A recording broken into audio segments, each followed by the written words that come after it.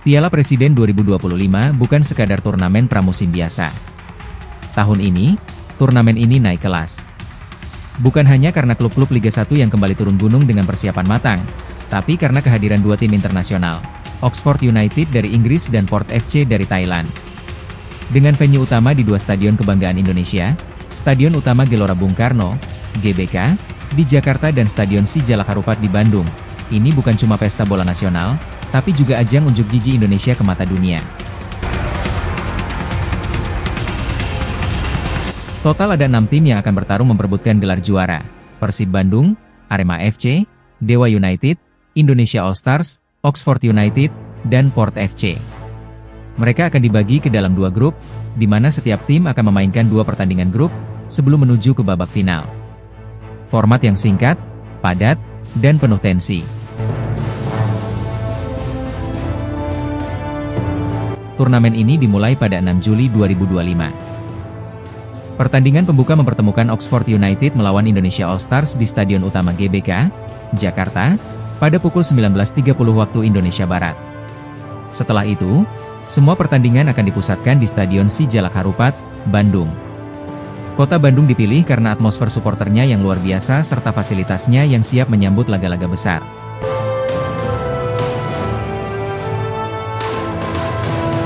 Tapi tentu saja, yang jadi daya tarik utama adalah 2 klub asing ini. Oxford United datang tidak main-main. Klub Ligue 1 Inggris ini membawa 2 pemain berdarah Indonesia, Ula Romeni dan Marcelino Ferdinand. 2 nama ini membuat publik Indonesia penasaran dan antusias, bagaimana aksi mereka bersama klub Inggris saat bertemu klub lokal Indonesia? Sementara itu, Port FC dari Thailand juga bukan tim sembarangan. Mereka diperkuat oleh bek kanan tangguh asal Indonesia, Asnawi Mangkualam. Setelah petualangannya di Kali Korea Selatan, kini Asnawi memperkuat salah satu klub top Thailand. Di ajang ini, ia akan menghadapi rekan senegaranya sendiri.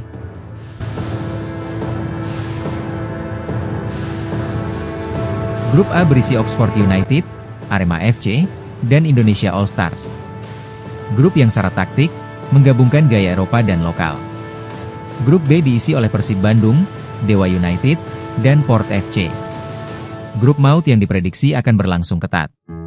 Apalagi, Persib bermain di kandang sendiri dengan dukungan bobotoh yang fanatik.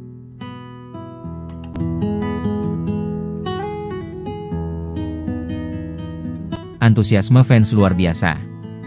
Tiket laga Persib versus Port FC dikabarkan ludes dalam waktu singkat. Tak hanya itu, media nasional hingga internasional mulai menyoroti turnamen ini. Kehadiran pemain Indonesia di klub luar negeri menambah daya tarik tersendiri. Tak main-main, panitia menyiapkan total hadiah fantastis. Juara pertama mendapat 5,5 miliar rupiah, sedangkan runner-up menerima 3 miliar rupiah. Ini bukan hanya soal gengsi, tapi juga pembuktian kualitas klub-klub Indonesia dan eksistensi pemain diaspora.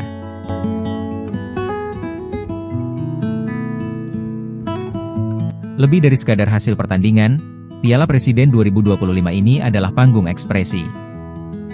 Tim-tim bisa menguji taktik, pelatih bisa memantau kekuatan rival, dan fans bisa menikmati atmosfer sepak bola yang berkualitas tinggi. Untuk para pemain seperti Marcelino, Ula Romeni, dan Asnawi, ini kesempatan emas. Mereka bisa unjuk kualitas di depan publik Indonesia, sekaligus mempererat hubungan antara fans dan pemain diaspora.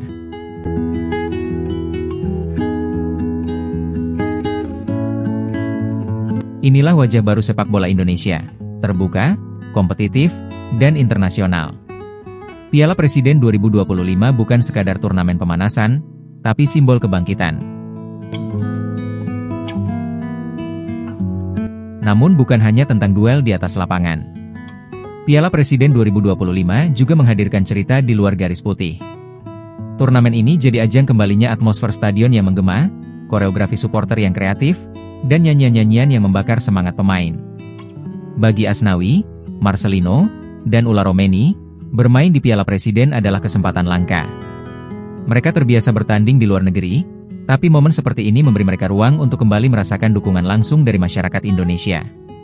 Ini bukan cuma ajang uji fisik, tapi juga uji hati. Apakah mereka masih bisa menyatu dengan ritme sepak bola lokal?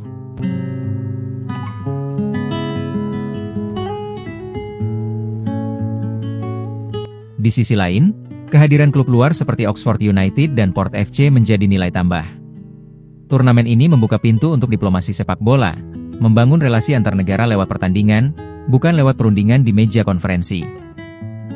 Banyak pemain muda Indonesia pun bisa belajar langsung bagaimana standar profesional diterapkan oleh klub luar negeri, baik dari segi disiplin maupun strategi.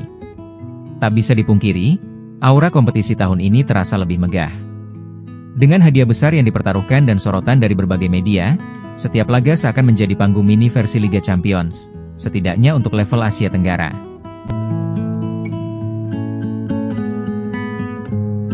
Dan untuk para pelatih, ajang ini adalah laboratorium sempurna. Mereka bisa mencoba skema baru, mengasah kerja sama tim, serta melihat pemain mana yang bisa tampil di bawah tekanan. Bahkan pelatih timnas pun diyakini turut mengamati, siapa tahu ada nama-nama baru yang layak promosi ke skuad Garuda. Piala Presiden 2025 membuktikan bahwa sepak bola Indonesia tidak kekurangan gairah, yang dibutuhkan hanya wadah seperti ini, yang konsisten, terbuka untuk kolaborasi, dan punya visi jangka panjang.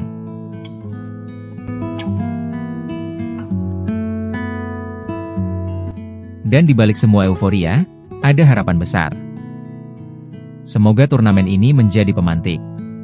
Pemantik semangat, pemantik regenerasi, dan pemantik kemajuan sepak bola nasional menuju pentas dunia. Kalau kamu merasa bangga melihat klub luar datang ke Indonesia dan stadion kita penuh sesak oleh supporter fanatik, itu artinya kamu bagian dari gerakan ini. Maka dari itu, jangan lupa dukung terus channel ini dengan like, komentar, dan subscribe, agar kamu selalu update dengan kabar terbaru seputar sepak bola Indonesia dan dunia. Sampai jumpa di konten berikutnya. Salam sepak bola, Garuda selalu di dadaku.